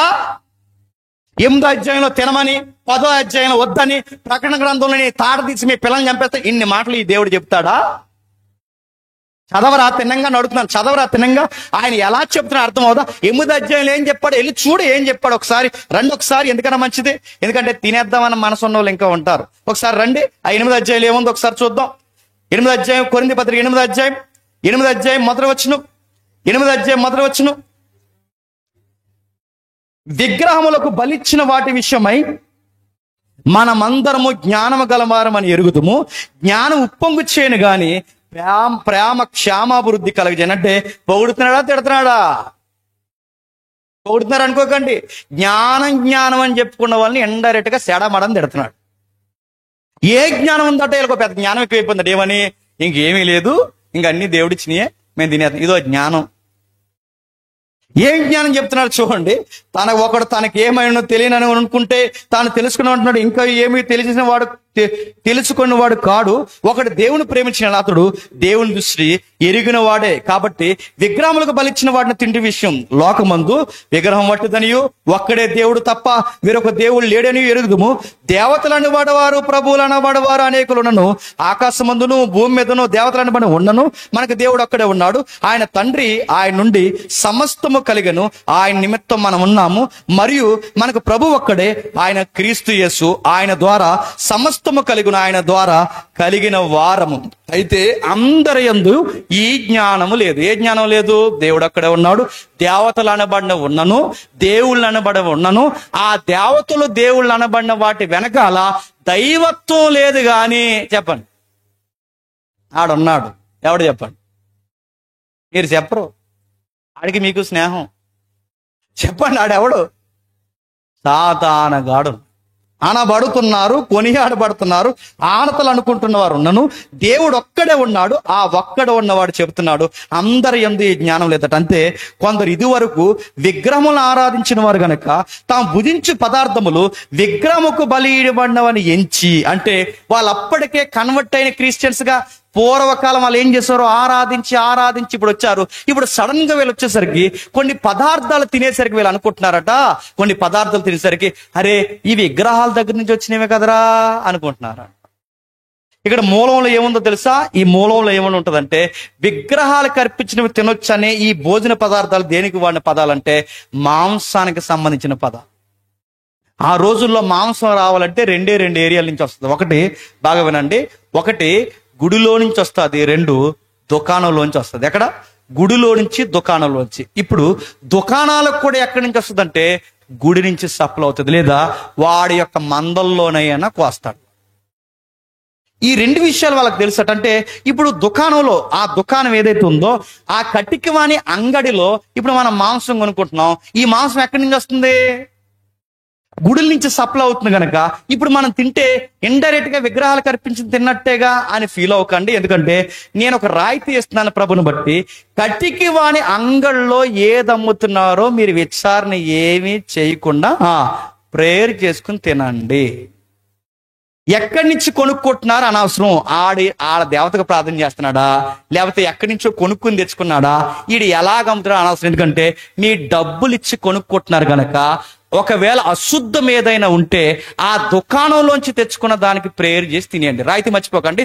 దుకాణం దగ్గర నుంచి తెచ్చినప్పుడే ప్రేయర్ చేసుకుని తినాలి. కానీ మన వాళ్ళు ఎక్కడ ప్రేయర్ చేస్తున్నారు? మాకెట్టు చెప్పండి, మేము ప్రార్థన చేసుకుని తింటామన్నారట. మూతంటి మళ్ళీ చెప్తున్నా. నువ్వెక్కడ ప్రేయర్ చేయాలి? దుకాణం దగ్గర చేయి. నువ్వు కొనుక్కుంటున్నావు నీ కష్టం ఇచ్చి. అక్కడ బైబిల్ సౌలభ్యం ఇచ్చిందిగా, అక్కడ బైబిల్ రాయితీ ఇచ్చిందిగా, అక్కడ చూడు, అక్కడ నేర్చుకుని అక్కడ భుజించు. అందుకే వారు భుజించు పదార్థములు వాళ్ళు అనుకుంటున్నారట ఇవి పలానా దిక్కుని అర్పించి తెచ్చిన కనుక భుజిస్తున్నారు, ఎంచి భుజిస్తున్నారు. కానీ అయినా ఒక మాట చెప్పాలి, వారి మనస్సాక్షి బలహీనమై అపవిత్రమవుతున్నది. భోజనం బట్టి దేవుని ఎదుట మనం మెప్పు పొందము. ఏ భోజనం?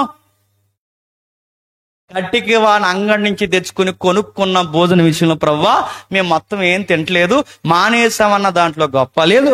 ఆ కట్టికి వాని అంగడి నుంచి తెచ్చుకున్నది వండుకుని తినినందును నష్టమేమి లేదు. అక్కడ ఆ ప్యాటర్న్ లో ఆ భోజనం కోసం చెప్తున్నాడు. మరి ఏ భోజనాలు తినొద్దు, తినకూడదు, ఏ భోజనాలు తినకూడదు అని చెప్తున్నాడు. చూడండి 9వ వచనంలో అయినను మీకు కలిగిన ఈ స్వతంత్రం. ఏ స్వతంత్రం?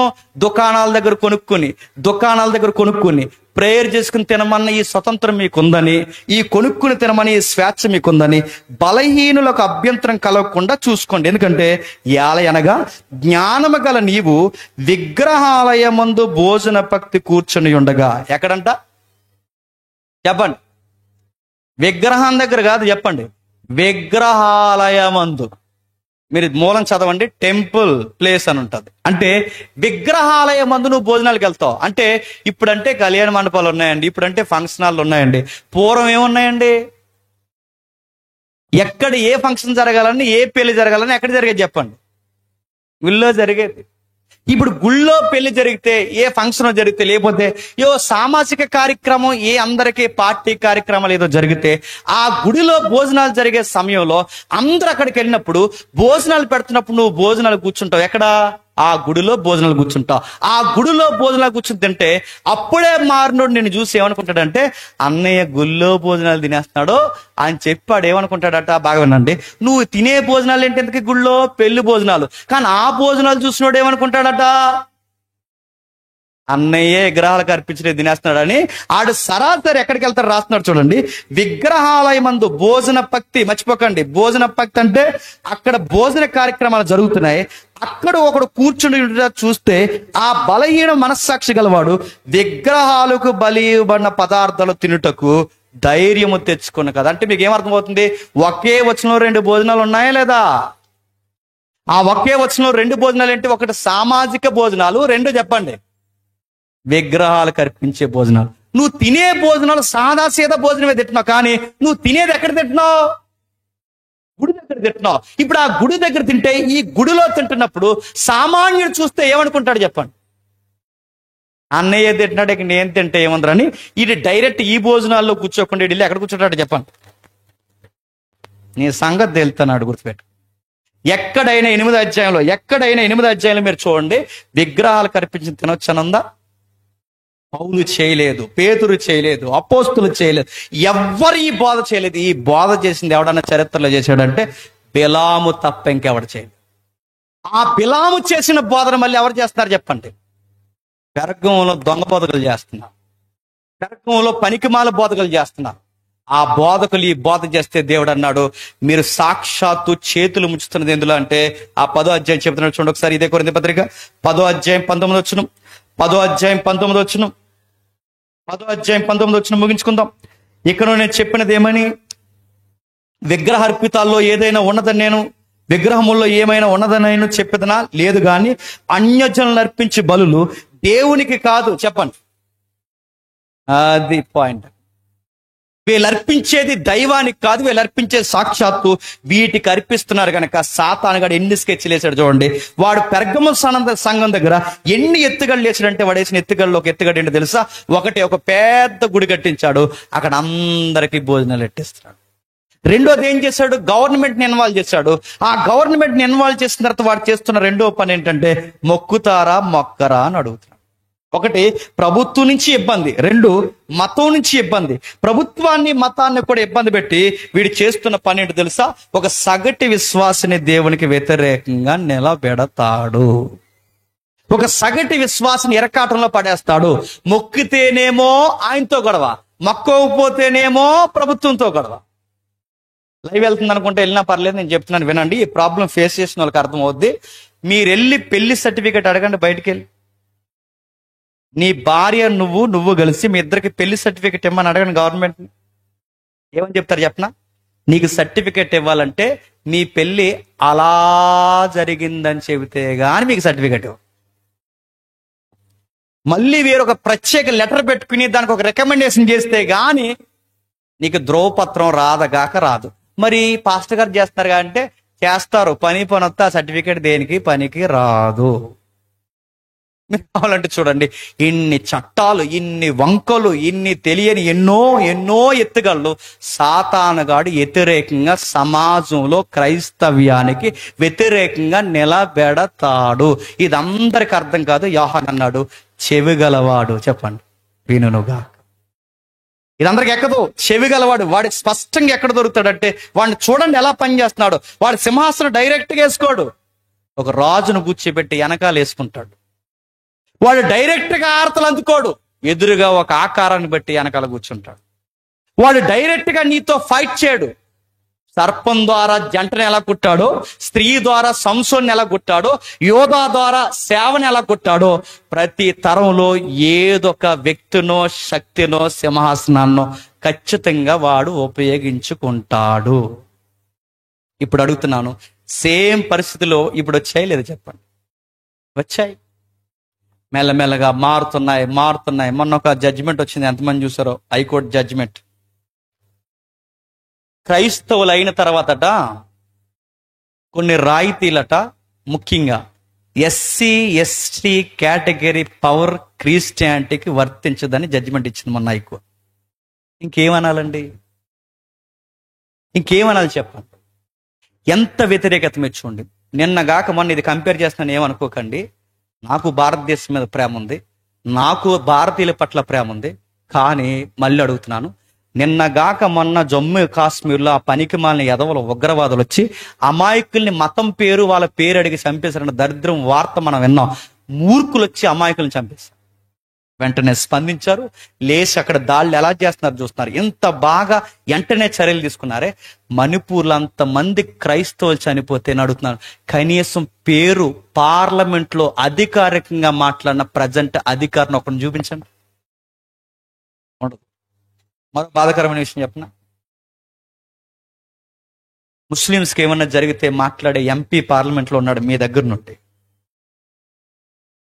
హైందవులకి ఏదన్నా జరిగితే మాట్లాడే ఎమ్మెల్యేలు ఎంపీలు ఉన్నారు. కానీ క్రైస్తవులకి ఏదన్నా జరిగితే మాట్లాడే ఒక్క వాయిస్ చూపించండి. ఒక్క వాయిస్ ఉండదు, ఉండదు, ఉండెవరు మళ్ళీ చెప్తారు. ఎప్పుడు మీరు చూడండి ఈ సమాజం ఎప్పుడు ఒకవైపు నిలబడితే క్రైస్తవ్యం ఒకవైపు నిలబడుతుంది. ఎందుకో తెలుసా? మన రాజుని మనం నమ్ముకున్నాం గనక మనం తల దించితే మన రాజుకి దించాలి. వాడేం చేస్తాడంటే, నువ్వు ఎలా దించవో చెప్పండి, నేను చూస్తా. చట్టాలు చేయిస్తాడు, మతాన్ని రెచ్చగొడతాడు, రకరకాల విన్యాసాలు చేయిస్తాడు. ప్రభు ఒక మాట అంటాడు, సింహాసనం మీద కూర్చున్న దేవుడు వాడక్కడ సింహాసనం వేస్తాడు, నేను ఎక్కడ సింహాసనం మీద కూర్చున్నాను, గడ్డం కింద చేయబెట్టుకుని మిమ్మల్ని అడుగుతున్నాను, నువ్వు మరలా మారు మనసు పొంది యథాస్థితికి వస్తే సరే, లేదా దేవుడు అంటాడు, కాండ్రగిచ్చి మొఖం మీద ఉమ్మేస్తాను. ఏమన్నాడు అక్కడ? చూడండి, కొన్ని వచనాలు చూసి ముగించుకుందాం. కొన్ని వచనాలు చూసి, అటువలే నికోలైతుల బోధ, ఇంచుమించు వాళ్ళ బోధ ఏల బోధ ఒకటే, నికోలైత బోధ అనుసరించి వారు నీలో ఉన్నారు. కావున మారు మనసు పొందుము, లేని ఎడల నీ యొద్దకు త్వరగా వచ్చి నా నోట నుండి వచ్చి ఖడ్గము చేత వీరితో యుద్ధం చేస్తా. మళ్ళీ అడుగుతున్నాను, అక్కడ ఒక పదం ఉంది చూడండి, మారు మనసు పొందుము లేదా లేని ఎడల నీ యొద్దకు వచ్చి నా నోట నుండి ఖడ్గము చేత వీరితో యుద్ధము చేదు. మారు మనసు అంటే మరో పదం అన్నాడు చూడండి, సంగములతో ఆత్మ చెప్పుచున్న మాట చెవిగలవాడు వినగాక జయించు వానికి మరుగై ఉన్న మన్నాను భుజింపు. జయించడం అంటే మిమ్మల్ని అడుగుతాం, జయించడం అంటే చాలా మంది అనుకున్నారు జయించడం అంటే డిబేట్లు పెట్టుకుని డిబేట్లలో గెలవడం అనుకున్నారు. ఆ బయట వాళ్ళు ఉన్నారుగా, వాళ్ళ మీద డిబేట్లు పెట్టి వాళ్ళ మీద తొడగొట్టడమే జయించడం అనుకున్నారు. జయించడం అంటే అది కదరా అయ్యా. జయించడం అంటే ఏంటి? బైబిల్ ఏం చెప్తుంది? జయించడం అంటే ఈ టెక్స్ట్ లో జయించడం అంటే చెప్తున్నా, విగ్రహాలకు అర్పించినవి తినకుండా స్ట్రాంగ్ గా నిలబడడమే చెప్పండి జయించడం. రాజు ఎన్ని శాసనాలు చేసినా తల దించకుండా నిలబడడమే చెప్పండి జయించడం. ఈ టెక్స్ట్ లో సందర్భం మీరు చూడండి, చుట్టూ సమాజం ఎంత పెట్టరేగిపోయినా మేము వ్యతిరేకంగా దీన్ని నిలబడడమే చెప్పండి జయించడం. ఇది జయించడం అంటే. ఈ జయించే నాదులేరే అయ్యో, ఇలాంటి సబ్జెక్టులు చెప్తే అడుగుతున్నాను, ప్యాంట్లు తడుపుకుని పోతారు మీరు చూడండి. కావాలి ఇలాంటి సబ్జెక్టులు చెప్తే ఇలా మాట్లాడకూడదు. మరి బైబిల్ ఎందుకున్నాయండి సబ్జెక్టులన్నీ? ఇవి మాట్లాడకూడదు, వీటి గురించి ఎత్తకూడదు. అయ్యో, అలాంటి విషయాలు మనకి ఎందుకంటే, మరి నువ్వు చెప్పబోయి ఎవడు చెప్పబోతే మీరందరూ కలిసి సంఘాన్ని లోకంలో కలిపేస్తారా? చెబితే చంపేస్తాడు. చంపేని అంతిపతి చనిపోయాడు, చంపేని అపోస్తులు చనిపోయారు, చంపేని యోహాను చనిపోయాడు, చంపేని పౌలు చనిపోయాడు. ఆ వరుసలో చనిపోతే అంతకన్నా ధన్యత ఏంటి నాకు? అంతకన్నా ధన్యత ఏంటి? నేనేం వాళ్ళని తిట్టను, నేనేమి వాళ్ళ దేవతని ఎటకారం చేయను. నా దేవుడు ఇది, నా దేవుడు కలవద్దాడన్న ఇది కూడా నేను చెప్పుకోకపోతే ఇంక నా విశ్వాసం ఏముంది? మరి నా స్టాండింగ్ ఇదిరని చెప్పుకోవడానికి ఆ భావ ప్రకటన కూడా నాకు లేకపోతే ఇంక నా విశ్వాసం ఏముంది? ఎంతసేపు ఏం చెప్పాలి చెప్పనా? నీ పిండి పిసుకు తొట్టి చెప్పండి, నీ బుడ్లో నువ్వు ఇదే గొడవ. చక్కరయ్య చెప్పండి, జక్కయ్య ఇంకా చెప్పండి, మార్తమ్మ ఇంకా చెప్పండి, ఇవే క్యారెక్టర్లు. నువ్వు అలా ఉన్నావా, వీళ్ళు ఎలా ఉన్నావు, నువ్వు వీళ్ళకలాగా ఎప్పుడు మారుతావు చెప్పు, నజరేయుడైన యేసునామమున నీ ఆజ్ఞపై. ఇవే ప్రసంగాలంటే. ఇలాంటి చరిత్రలో ఎన్నో విషయాలు ముడిపడి ఉన్నాయి. ఇక పని పాట లేక ఈ టిన్ సిటీలో కొంత పెద్ద బోధకులు ఉన్నారు. ఇక పని పాట లేదు, వారానికి ఒక కథ ఎత్తారండి. ఆ కథ ఏడు చెప్పడం, ఓ నక్క బావ కథ, ఓ కుక్క బావ కథ. వీటి బావ కథలు మనకెందుకండి? నక్కబావ కుక్కబావ కథలు, ఈ కథలన్నీ పెట్టున్నారు నడుతున్నాను. బైబిల్ ఏం చెప్తుంది? బైబిల్ ఏం చెప్తుంది? జయించువానికి మారు మనసు పొందాలి. ఏ మారు మనసు పొందాలి?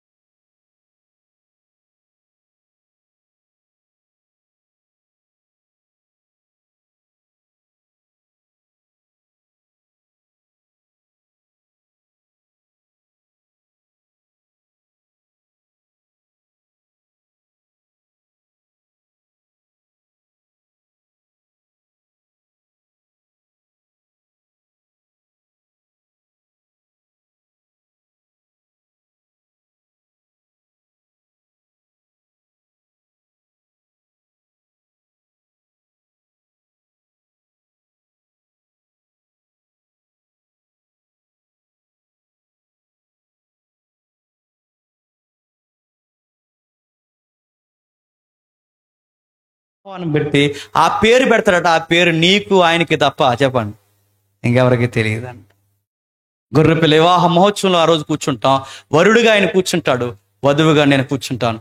ఏంటి నీ గొప్పతనం ఏంటి వధువు అని అడిగినప్పుడు చెప్పాలప్పుడు, నా చుట్టూ ఎంత సమాజం నీకు వ్యతిరేకంగా నిలబడినప్పుడు నేను నా కుటుంబం నిలబడ్డాం ప్రభు అని ఆ రోజు నీ ప్రభువు కోసం నువ్వు చెప్పాలి.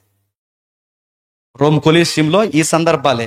1వ శతాబ్దం రోమ్ కొలీసియంలో ఒక తల్లిని చంపేస్తున్నా. ఆ తల్లిని చంపడానికి ప్రభుత్వం భయపెడుతుంది. నేను ముగిస్తాను. సుమారు తనకి 7 కొడుకులు అనుకుంటా. ఆ 7 కొడుకులు ఎవరైతే ఉన్నారో మొదటి కొడుకుని చంపేశారు, 2వ కొడుకుని చంపేశారు, 3వ కొడుకుని చంపేశారు, 4వ కొడుకుని చంపేశారు, చంటిపెట్టిని చంపేశారు. ఒకరి వెనకాల ఒకరినొకరిని చంపేస్తున్నారు. ఎందుకు చంపేస్తున్నారంటే ఒకటే, మీరు చదవండి చరిత్ర ఇంటికి వెళ్ళిన తర్వాత, రాజుకు జై కొట్టలేనందుకు చంపేశారు. రాజుకు జై కొట్టలేని చంపేశారండి. సుమారు ఆ స్టేడియంలో 50,000 మంది కూర్చుంటారు. రోమ్ కొలీసియంలో 50,000 మంది చూస్తుండగా చంటి పిల్లల కళ ముందు చెప్పు ఒక్కొక్కరిని చంప అన్నారట ఆ తల్లిని. ఇప్పుడు చెప్పు, ఇప్పుడు రాజుకు జై కొడతావా మీ యేసుకు జై కొడతావంటే ఆ తల్లి అందట చంపే కొలిది అన్నదట, నా యేసుకు తప్ప నేను ఎవరికి జై కొట్టలే. చూస్తుండగా ప్రజలందరూ చూస్తుండగా ఆ తల్లిని కూడా చంపేశారు. స్టేడియంలో ఉన్న ప్రజలు అప్పటి వరకు ఆనందంతో కేకలేసిన వాళ్ళు ఒక్కసారిగా ఆశ్చర్యంలో పడ్డారట. అరే, కొడుకుని చంపేస్తున్నా నా దేవుడిని ఎరగనంటుంది, చివరికి తన చంటి బిడ్డని చంపేస్తున్నా తన దేవుడిని ఎరగనంటుంది, చివరికి తను చంపేస్తున్నా చచ్చిపోతున్నానని చచ్చిపోయింది తప్ప ఆ దేవుడిని ఎరగనని ఆ దేవునికి జై కొట్టి చచ్చిపోయింది అని, అసలు ఈ దేవుడు అంటే ఏంట్రా అని స్టేడియం నుంచి పరిగెట్టి అనేక మంది క్రైస్తవులై ఆది సంఘంలోకి చేర్చబడ్డారంట. మీరు గుర్తుపెట్టుకోండి. ఈరోజు మళ్ళీ అడుగుతాను, సువార్త నోటుతో చెప్పే రోజులు పోతున్నాయి చెప్పండి, నిలబడి చూపించే రోజులు చెప్పండి వస్తున్నాయి. నోటుతో చెప్పే రోజులు కనుమరుగవుతున్నాయి. చెప్పిన దానికి కట్టుబడి చావో రేవో తేల్చుకునే రోజులు త్వరలోనే వస్తున్నాయి. కానీ మీరు గుర్తుపెట్టుకోండి, చచ్చిపోతామేమో అనుకోకండి. చచ్చిపోయినా నో ప్రాబ్లం, మనకు ఒక భరోసా ఉంది. క్రీస్తునందు నిద్రించిన వారికి చెప్పండి ఏ భయం లేదు, మళ్ళీ తిరిగి లేస్తారు. తిరిగి లేస్తారనడానికి ఆధారం ఏంటి? తిరిగి లేస్తారనడానికి ఆధారం ఏంటంటే నిన్ను లేపుతానన్నవాడే మొదటగా తిరిగి లేచాడు. ఎంతకన్నా ఆధారం ఏంటి? ఆయన మొదటగా తిరిగి లేచాడు, ప్రథమ ఫలముగా ఆయన నిలబడ్డాడు. ఆ నిలబడిన వేళ అన్నాడు, ఎలా వెళుతున్నానో మళ్ళీ అలా వస్తాను, వచ్చినప్పుడు తమ తమ వరుసల్లో నా యందు నిద్రించిన వారిని చెప్పండి తిరిగి లేపుతాను. నువ్వు చర్చికి ఎందుకు వస్తున్నావు నాకు తెలియదు, కానీ ఈ రోజు నుంచి మళ్ళీ చెప్తున్నాను, నాకు తెలిసి ఇక రెండవ రాకడ పెద్ద దూరం ఏమి లేదండి. నాకు తెలిసిన పరిధిలో నేను చెప్తున్నాను, జరిగిపోయే అవకాశాలు, రాకడ ప్రవచనాలు మెజారిటీ జరిగిపోయాయి. మొన్న జరిగిన ఆ నోటను తీసిన ఉత్తరం ప్రకారం కానీ, దానియేలు ప్రవచనాల ప్రకారం కానీ, బైబిల్ ప్రవచనాల ప్రకారం ఇంకా రాకడ పెద్ద దూరం ఏమి లేదు. ఈ టైంలో నువ్వు కుళ్ళిపోయిన ప్రసంగాలు వినకుండా ప్రభు కొరకు ఎలా నిలబడాలో చూసుకు. ఎందుకంటే ఒకటి నువ్వైనా పోవచ్చు, ఎందుకంటే ఇటు బాంబులు వేసేయడానికి రెడీగా ఉన్నాడు పక్కన ఎవడు, పాకిస్తాన్ నాడు. ఒకటి నువ్వైనా పోవచ్చు, లేదా చెప్పండి ప్రభు అయినా రావచ్చు. రెండిట్లో ఏది జరిగినా మనం ఎవరి దగ్గర నిలబడాలి చెప్పండి? ప్రభు దగ్గర నిలబడాలి. రెండిట్లో ఏది జరిగినా ఆ ప్రభు దగ్గర నిలబడాలి. ప్రభువా, నా విశ్వాసము కాపాడుకుంటుని, నా పరుగు కడముట్టించుతుని, విశ్వాసం కాపాడు, నీతి కిరీటం నా కోసం ఉందన్నావుగా, ఆ కిరీటం కొరకు నేను నిలబడ్డాను ప్రభు అన్నాడు. ప్రభు అనాలి, బల నమ్మకమైన దాసుడా. ఆ రోజు అంతిపస్సే కాదు, ఆ తర్వాత అపోస్తులు తర్వాత వాళ్ళు నేర్పించిన శిష్యులు నిలబడ్డారు. అంత స్ట్రాంగ్గా వాళ్ళు నిలబడ్డారు కనుకే ఈ రోజు ఈ సిటీ వరకు చెప్పండి సువార్త వచ్చింది. లేకపోతే ఏమవుతుంది చెప్పండి? మెల్లమెల్లగా బైబిల్ అలా సమాజంలో కలిసిపోద్ది. నిలబడే సత్యం చెప్పే వాళ్ళు కరువుగా అయిపోతారు. రాజీ పడిపోయే బాధలు ఎక్కువైపోతాయి. ఈ దేవుళ్ళో చెప్పండి దేవుణ్ణి చేసేస్తాం. అందుకే ఆ రోజు అన్నాడు, పెర్గము సంఘంతో ఇలా చెప్పుము, చెవిగలవాడు ఇనుగాక. ఎవడు చెవిగలవాడు? ఈ మాటలు ఎవరికైతే అర్థమవుతున్నాయి, సాతాను సింహాసనం అంటే ఏంటో మీకు అర్థం అవ్వాలి, వాడు ఎవరిని ఎలా చంపుతున్నాడో మీకు తెలియాలి, వాడు రాజకీయాన్ని ఎలా అడ్డు పెట్టుకుంటాడో మీకు తెలియాలి. ఇలాంటి పరిస్థితులు ఎక్కువైనప్పుడు నీ పాస్టర్ గారు చనిపోయినా, మీ దైవజనులు చనిపోయినా, ఎవరు చనిపోయినా, ఏమైపోయినా నాగిటి మీద చెయ్యేసి మేము ఎనుదిరిగి చూడమగాక. చెప్పండి, చూడమని చెప్పే రోజులు రావాలి, వస్తున్నాయి, ఉంటాయి. ఉన్నవారు ఉంటారు, వెళ్ళేవారు చెప్పండి వెళతారు. దేవుడికి కావలసిన శాసనం ఎప్పటికీ చెదిరిపోదు. ఆ శాసనంలో మీరందరూ ఉండునుగాక. Amen, amen, amen.